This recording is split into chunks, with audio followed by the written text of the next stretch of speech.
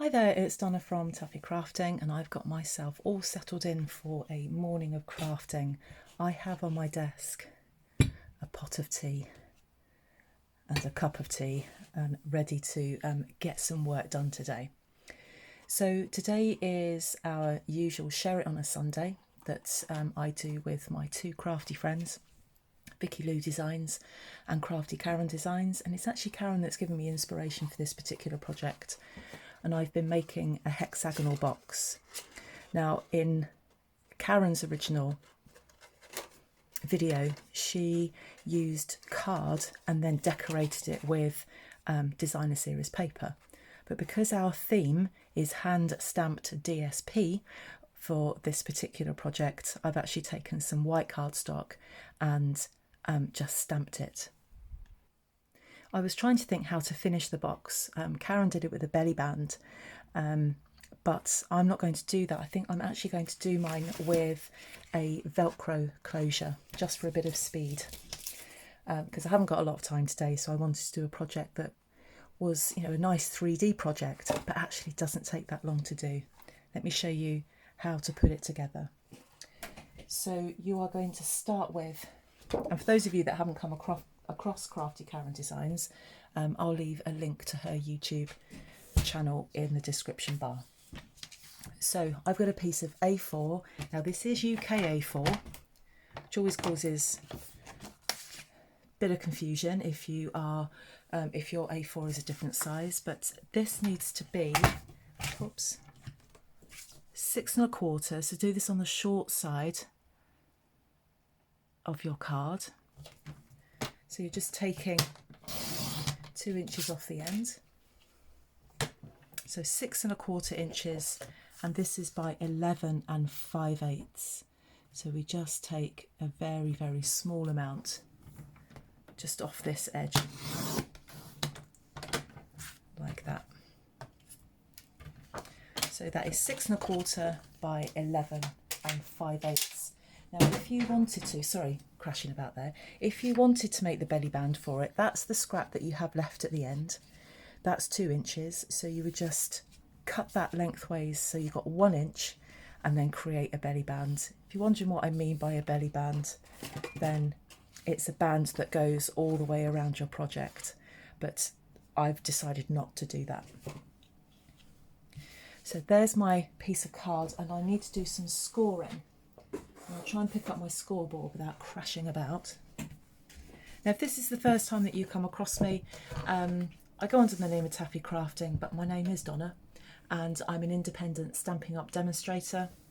Through my website, I sell all of the current Stampin' Up range, everything from paper to card to stamps to dies, the accessories, the adhesives.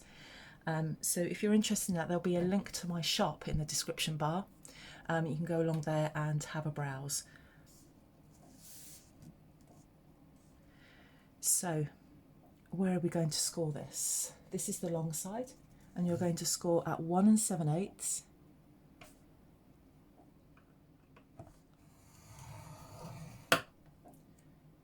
Three 3/4. 5 5/8, 7 1/2, 9 3/8, and 11 1/4. And then that very narrow triangle, that will form your tab to hold the whole box together. And then flip this round. And on the short side, you are going to score at, make sure that's square, you are going to score at 2 1/2 and at 4.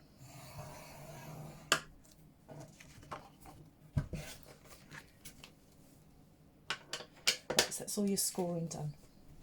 Now at this point, I'm going to stamp my card. Now bearing in mind, I'm just going to take my camera up a little bit so I can get all of this in shot. Now, bearing in mind, these are the top or the bottom, this middle section is the main part of your box. So when I'm stamping this, I want to make sure that I've got very clear images in here. So I'm using Forever Fern, one of my favourite stamp sets, just because these these leaves are just so beautiful, and I absolutely love that sentiment, to a friend that makes me smile. So I'm going to get I've already been stamping, I'm going to get my stamp on a block, and I'm using Old Olive. My favourite green, Old Olive. It's what I would call a proper green, but it's good for leaves. It's just a nice green. We've got other greens. There's Garden Green, Mossy Meadow, Just Jade, Pear Pizzazz. So all beautiful greens, but this one is my favourite. So as I'm stamping around, I'm going to be just first of all looking at this middle section, and I'm just going to put some leaves all the way around, just changing direction of them. Oh, I thought that was a smudge. Changing direction of them.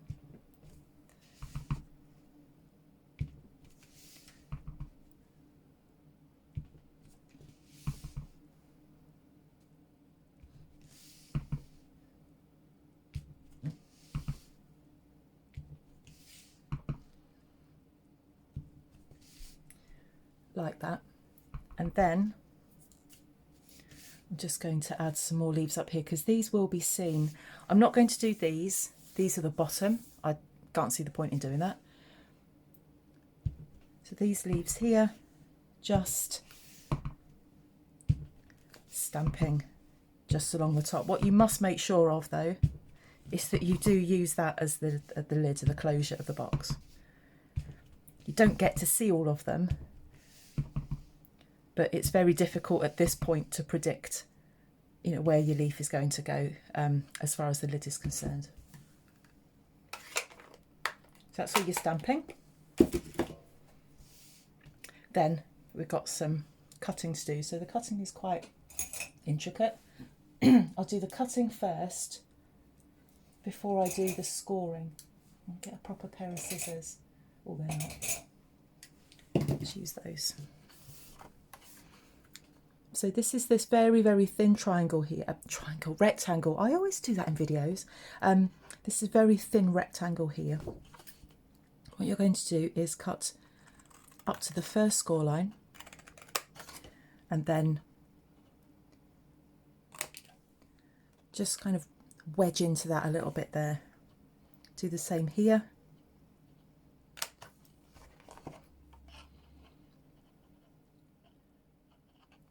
Oh, I'm struggling with the light. And then cut up to that first score line from this side. And then what you're going to do is cut up all of these to the first score line, and then you'll do the same with these.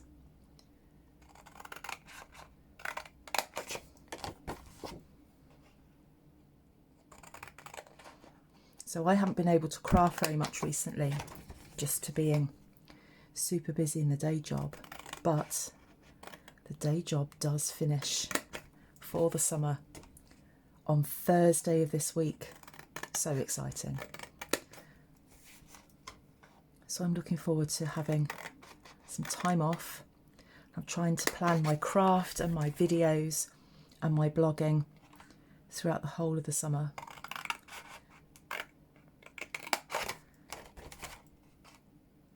And then while I have some, try and film ahead so that when I'm not here, if we're out and about, then I've always got something to show you. So I'm going to try and do something a couple of times a week, and I'm hoping that will start maybe in the middle of this week coming.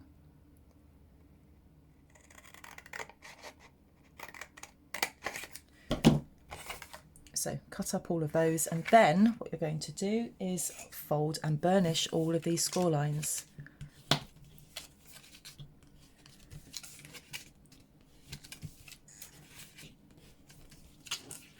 I would normally pause the video, go off and do this off camera and come back, but if you don't want to watch me do this, all you've got to do is just scan along for 30 seconds.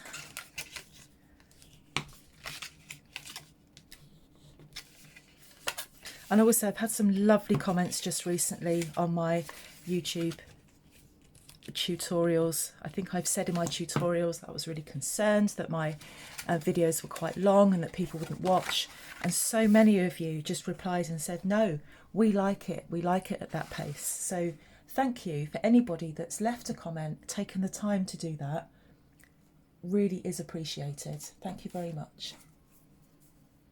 So I'm going to get some tear and tape. I would, for most of this project, I would use wet glue, but for this, when we're putting it together using a little tab like that, I do prefer to use tear and tape.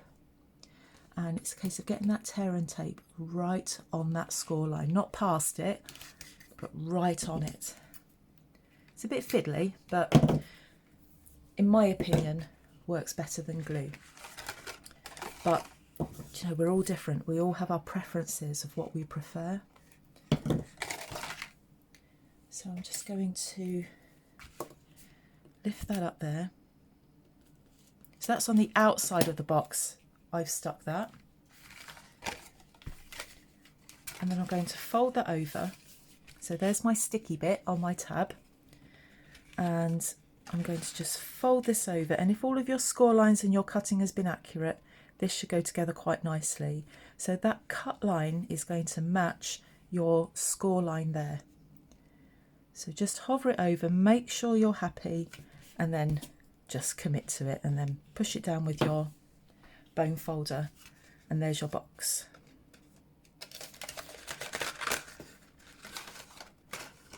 Now what I forgot to do before I put that together was round these corners.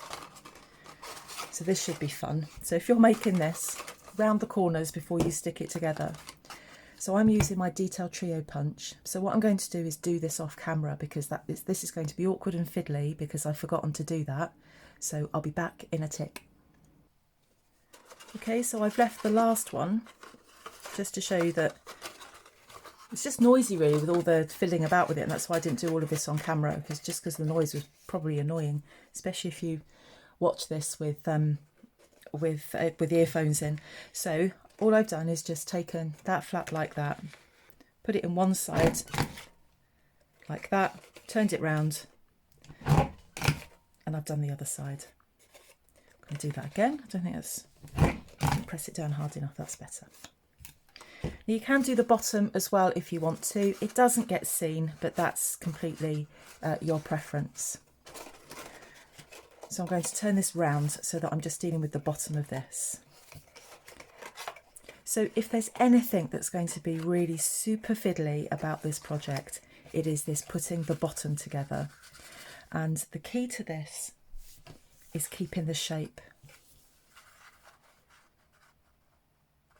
So what we're going to do, we're going to fold these two flaps in here and join them together, but you've got to be careful to keep the shape, because if you push them too close together like that, you get a weird shape like that.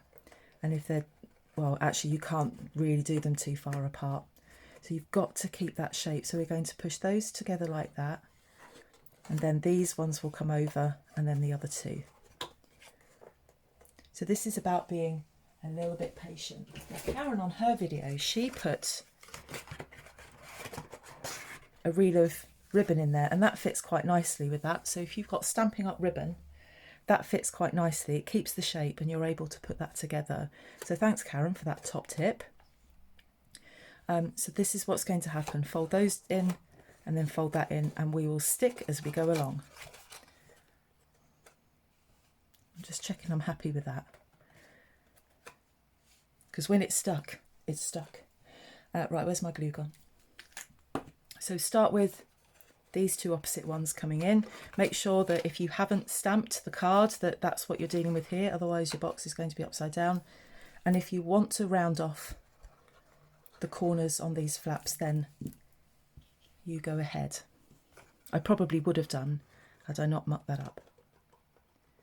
So the first thing I'm going to do, I'm going to keep looking at my shape, making sure that I'm keeping that hexagonal shape together. And I've just pushed in those two middle, well, not two middle, the two opposite flaps. I'm just going to wait for that glue to grab. If you let go of it too quickly, it will separate. And then you can just alter the shape, just because if you've got those two coming in, the sides matching, then you know you've got the right distance. So that you need a lot of patience for this bit, okay? It's not difficult, but it does need patience, without a doubt.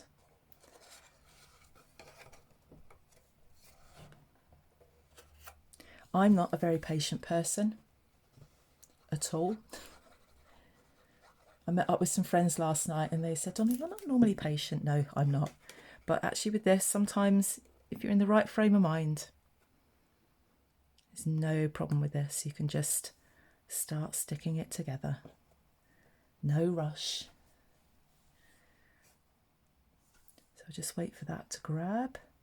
That's gone there. And then these two will come in. So when you pull them in, always make sure those raw edges match, and then you're likely to get a good shape. So bit of patience, no rushing, and having that ribbon in there really helps, or just filling it with something helps. So I'm just going to make sure that that is held down. I'm going to get my ribbon out and then push it down, because the next thing I'm going to do is then open this up, get my bone folder, and then just push this from the bottom.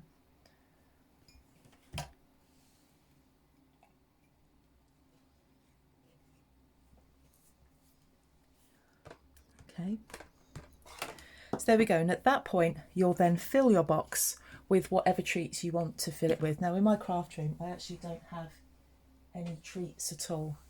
And that's normally for two reasons. One, I've probably ate them all. And secondly, I shouldn't have them in here anyway, because I'll eat them all. So fill your...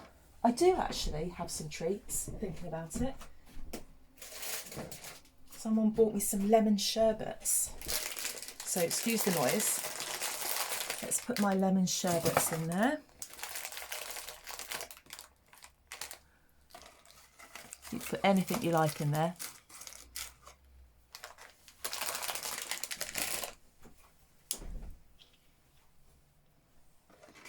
And then we can close our box. So bring your flaps in opposite like that. Now what we want to do is make sure that keeps that shape. And what I've decided to do is to use some Velcro dots. Now I bought these from a well-known auction site online. And they're really handy. And actually I think what I'm going to do is just, I don't want that one. Do I want that one? So just decide what flaps you want on the outside.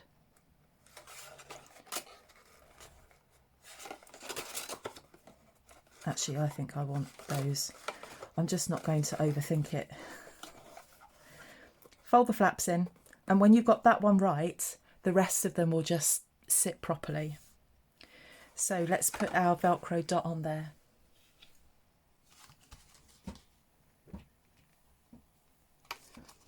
So I don't think it matters which one you put on. I think these are a really good thing to have in your stash. I wish Stampin' Up did these Velcro dots. I don't know if they used to, but I wish they did. So what you need to do, I've put both of them on there. That could be a little bit more central, couldn't it? I've put both of them on there, both the fuzzy one and the hairy one. I don't know, the hook and eye. Hook and loop they're called, aren't they? Now before you stick that down, make sure you've got those edges matching in your hand, and then when you're happy with that, then press it down. And then what will happen is that you can just lift it like that. That's super sticky at the moment. Once that's been open and shut a few times, it will become less sticky and less not so difficult to open.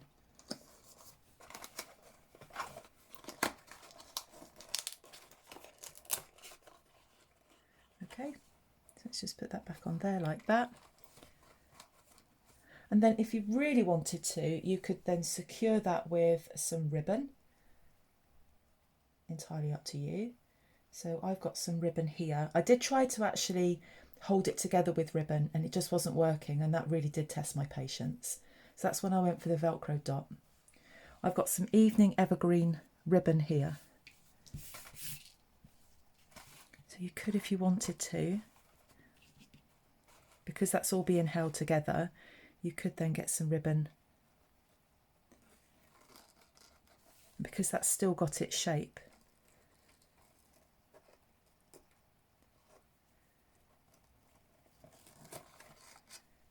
You could then put some ribbon on there if you wanted to. You could put a sentiment on the front of any of these. World's your oyster really with what you do with those. But I just think having that piece of Velcro on there just helps it keep its shape. So that's an alternative to using a belly band. So there we have a hexagonal box filled with treats. Relatively easy to make, as long as you've got a little bit of patience. You can make that in no time at all. Thank you ever so much for joining me. I hope to have another project for you soon when work calms down a little bit. But for now, enjoy your day. Bye-bye.